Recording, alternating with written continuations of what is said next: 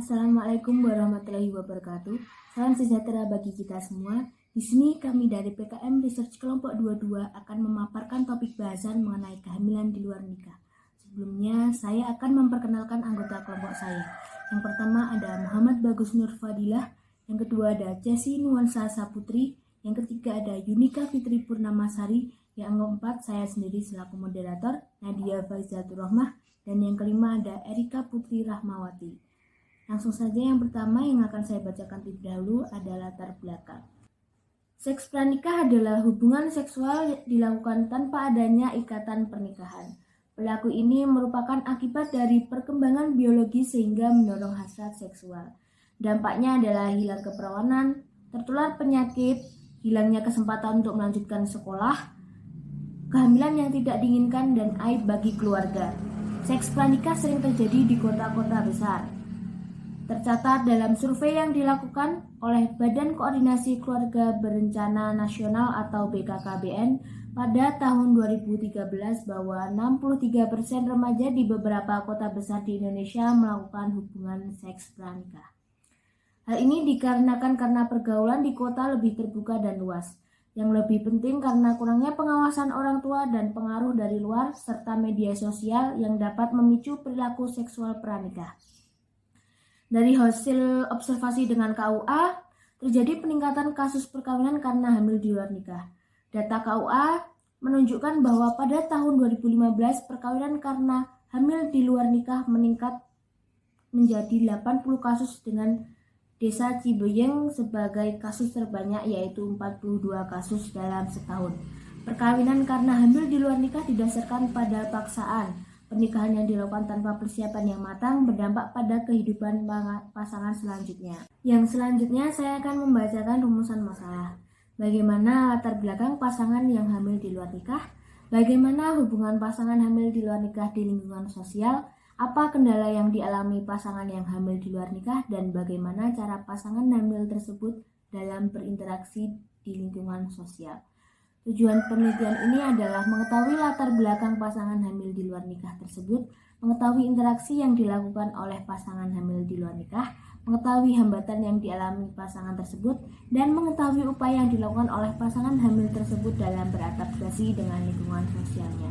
Yang selanjutnya yaitu manfaat penelitian dan pengertian kehamilan yang akan disampaikan oleh Yunika.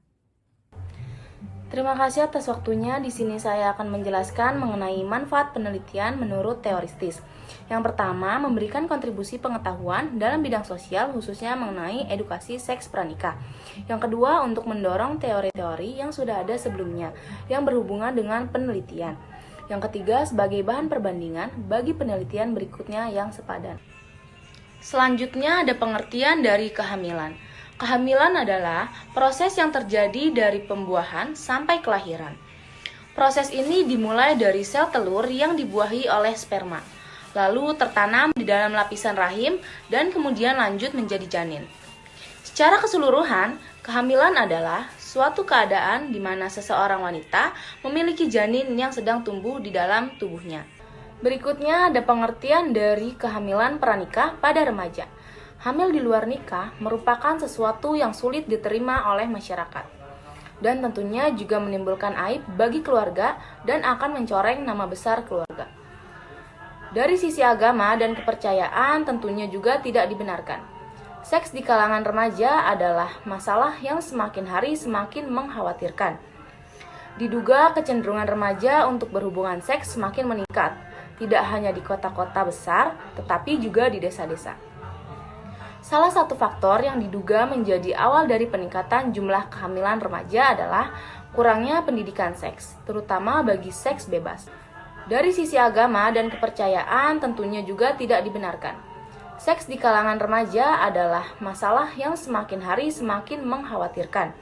Maraknya film porno meningkatkan motivasi remaja untuk ikut serta dalam fantasi yang tidak wajar dalam dunia seks. Baik, saya cukupkan. Materi selanjutnya saya kembalikan kepada moderator. Yang selanjutnya ada faktor penyebab hamil di luar nikah yang akan disampaikan oleh Bagus. Ya, faktor-faktor terjadinya hamil di luar nikah Hamil di luar nikah itu ada berbagai faktor, mulai dari masalah keluarga maupun dari dirinya sendiri. Ada beberapa faktor akibat penyebab hamil di luar nikah. Yang pertama itu adalah masalah keluarga, yang kedua kurangnya kontrol orang tua, yang ketiga pendidikan rendah, yang keempat tidak berkegiatan, yang kelima hubungan keluarga tidak baik, dan yang terakhir tidak mengetahui wawasan tentang seksual maupun reproduksi. Yang selanjutnya ada dampak hamil di luar nikah pada usia remaja yang akan disampaikan oleh Erika. Baik, terima kasih atas kesempatan yang telah diberikan. Selanjutnya saya akan memaparkan tentang dampak hamil di luar nikah. Yang pertama, dampak pada bayi. Ada dua jenis. Pertama, fisik, yaitu tingkat mortalitas 2-4 kali lebih tinggi dibandingkan dengan ibu yang bukan berusia remaja. Kedua, angka masuk ke rumah sakit pada usia 1 tahun pertama 2 kali lebih tinggi. Yang ketiga, pada akhir usia 1 tahun memiliki angka kematian yang tinggi. Yang keempat, resiko tinggi mengalami penyakit yang serius pada usia 1 tahun pertama. Yang kelima, 2 kali beresiko lahir dengan berat badan rendah. Yang terakhir, memiliki kesehatan fisik yang lebih buruk. Yang selanjutnya ada dampak psikologis, yaitu berpotensi tinggi terhadap terjadinya penyimpangan perilaku dan penyimpangan perkembangan, yaitu prestasi yang kurang baik di sekolah, 3 kali lebih mungkin dipenjara selama masa remaja atau pada awal usia 20 tahun. Depresi, cenderung akan melakukan aktivitas seks dini. Anak-anak perempuan yang lahir dari ibu remaja juga lebih mungkin akan menjadi ibu pada usia remaja. Selanjutnya, dampak pada ibu. Pertama itu ada dampak fisik dan dampak psikologis. Pada dampak fisik itu menyebabkan tingkat kematian ibu hamil itu tinggi. Terus yang kedua, penyebab utama terjadinya malaria. Yang ketiga, pencetus munculnya masalah hipertensi saat kehamilan. Yang keempat, infeksi bakterial. Yang kelima, aborsi septik. Yang keenam, resiko tinggi terjadinya komplikasi. Yang ketujuh, resiko tinggi terjadinya anemia dan preeklamsia. Selanjutnya, kesakitan pada saat melahirkan. Yang terakhir, resiko tinggi melahirkan bayi prematur dan dengan berat badan yang rendah. Selanjutnya, dampak psikologis, tingkat depresi yang sangat tinggi, kebingungan, menjadi lebih dewasa. Selanjutnya, kesepian, sulit beradaptasi dengan lingkungan baru, kerentanan emosional, memiliki aktivitas hidup yang negatif, kehilangan kepercayaan diri. Selanjutnya saya kembalikan ke moderator. Yang selanjutnya ada jenis, lokasi, dan pendekatan penelitian yang akan disampaikan oleh Bagus. Bab 3, metode penelitian. Yang pertama itu adalah jenis penelitian. Penelitian ini termasuk penelitian deskriptif kualitatif, yaitu penelitian yang akan menjelaskan tentang adaptasi pasangan hamil di luar nikah ke dalam lingkungan sosial. Penelitian deskriptif karena dalam penelitian ini yang ingin kita dapatkan adalah gambaran yang lebih jelas tentang situasi sosial dengan mendefinisikan aspek-aspek tertentu dan seringkali menunjukkan pengaruhnya terhadap berbagai variabel serta mencari informasi atau berita yang nyata atau akurat untuk kemudian bisa dijadikan suatu kesimpulan. Yang kedua itu adalah lokasi penelitian. Penelitian ini berlangsung di Bandung, Provinsi Jawa Barat. Waktu untuk melakukan penelitian ini adalah 4 bulan.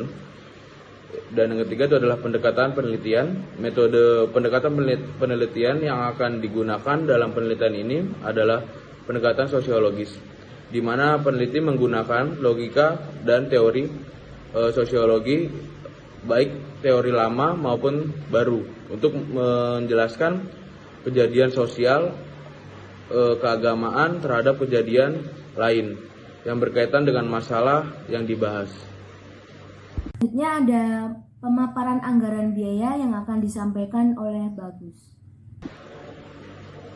Dan yang keempat, biaya dan jadwal kegiatan. Penggunaan anggaran yang dibutuhkan untuk penelitian ini sebesar 10 juta. Yang pertama, jenis pengeluaran kebutuhan kegiatan mengeluarkan biaya sebesar 3 juta. Yang kedua, bahan habis pakai mengeluarkan biaya 2.100.000. Yang ketiga perjalanan ke ke luar provinsi itu mengeluarkan biaya 3.300.000. Dan yang keempat itu adalah administrasi, publikasi, seminar dan laporan itu mengeluarkan biaya sebesar 1 juta rupiah. Yang selanjutnya ada jenis sumber data, metode pengumpulan data, dan teknik pengolahan data yang akan disampaikan oleh Putri.